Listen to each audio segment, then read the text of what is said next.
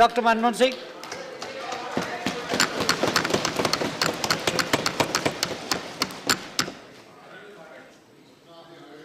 Mr. Chairman, sir,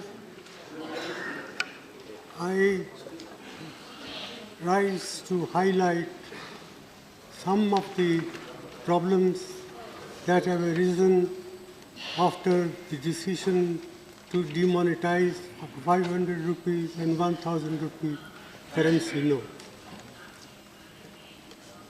Prime Minister has been arguing that this is the way to curb black money, to prevent growth of forfeited currency note, and also to help in control of terrorist finance activities.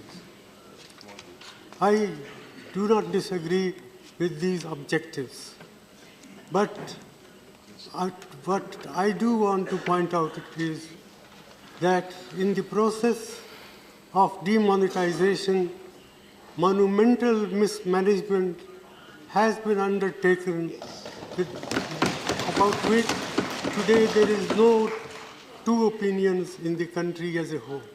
Even those who say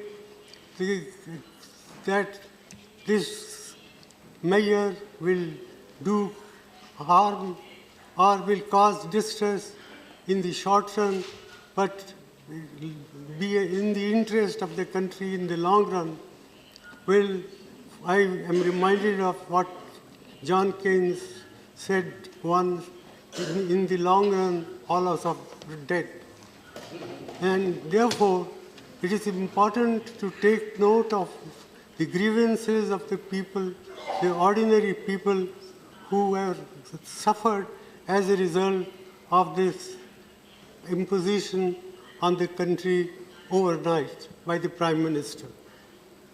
And I say so with all responsibility that the outcome, we do not know what will be the final outcome. Prime Minister has said that we should wait for 50 days. Well, 50 days is a short period, but for those who are poor and deprived sections of the community, even 50 days torture can bring about disastrous effect. And that's why about 60 to 65 people have lost their lives, maybe more. And what is more is, what has been done can weaken and erode our people's confidence in the currency system and in the banking system. One, I would like to know from the Prime Minister the names of any countries he may think of where people have deposited their money in the banks, but they are not allowed to withdraw their money.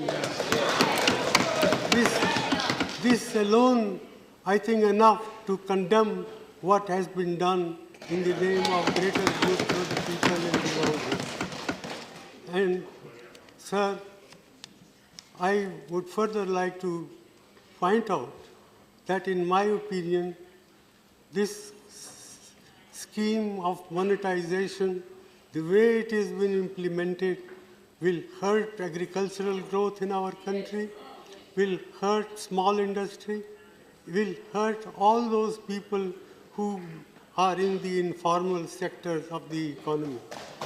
And my own feeling is that the national income, that is the GDP of the country, can decline by about 2 percentage points as a result of what has been done. This is an underestimate, not an overestimate. Therefore, I feel that the Prime Minister must come with some constructive proposal how we can implement the scheme and at the same time prevent this distress that has been caused to the common people. It is no good that every day the banking system comes with modification of the rules, the conditions under which people can withdraw money. That reflects very poorly on the Prime Minister's office, on the Finance Minister's office, and on the Reserve Bank of India. I am very sorry that the Reserve Bank of India has been exposed to this sort of criticism, which I think is fully justified. I therefore not like to say much more than this. I urge upon the Prime Minister to find practical, pragmatic ways and means to relieve the distress of the people who happen to be a great majority of our people. After all, 90% of our people work in the informal sector.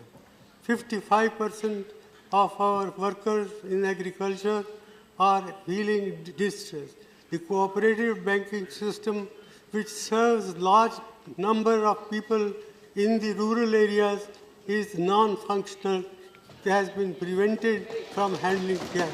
So, in all these measures convince me that the way the scheme has been implemented, it's a monumental management failure, and in fact, it is a case of organized loot and legalized plunder of the government.